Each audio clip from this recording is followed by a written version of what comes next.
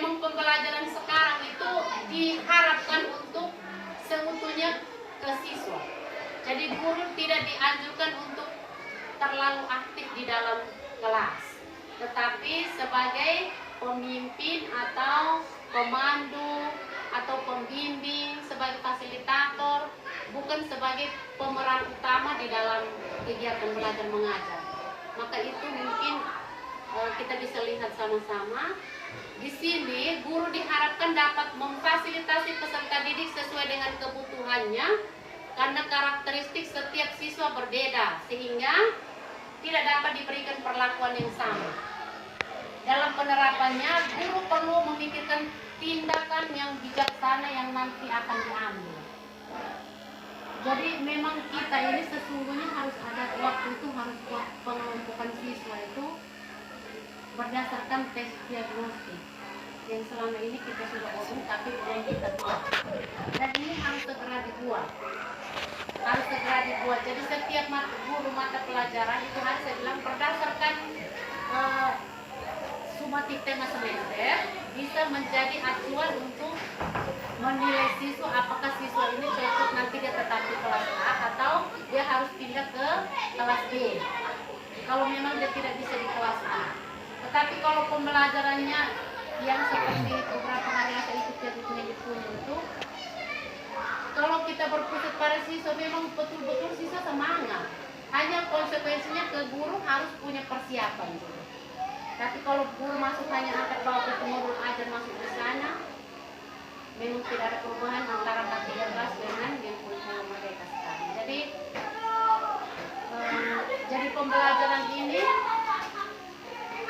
kita memberikan perlakuan dan tindakan yang berbeda bagi setiap peserta didik.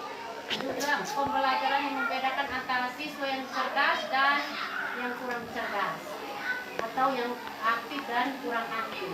Maka itu guru mungkin harus memiliki banyak sekali metode, media, punya banyak cara untuk bagaimana memanage itu kelas sehingga kelasnya itu betul-betul menyenangkan, atau membawa siswa terlena dengan suasana kelas hari itu atau pembelajaran hari itu. Dan pembelajarannya memang harus sungguh-sungguh menyenangkan, jangan sampai sungguh-sungguh membosankan, sekurang-kurangnya menyenangkan sehingga tidak terkesan siswa merasa bosan di dalam kelas. Kalau misalnya menyenangkan 3 jam pelajaran juga mungkin kadang kita tidak sadar kalau itu pembelajaran yang sangat menyenangkan. Tapi kalau membosankan, aduh siswa rasa macam seperti dia di dalam neraka. Maunya guru ini cepat keluar. Tapi kalau pembelajarannya sangat menyenangkan anak dan betul-betul berpusat pada anak, yang kita hanya membimbing, memfasilitasi, itu berarti siswa betul-betul aktif. Yang penting guru tidak duduk diam saja di dalam kelas. Jadi ini ada beberapa hal yang harus dilakukan guru di dalam kelas.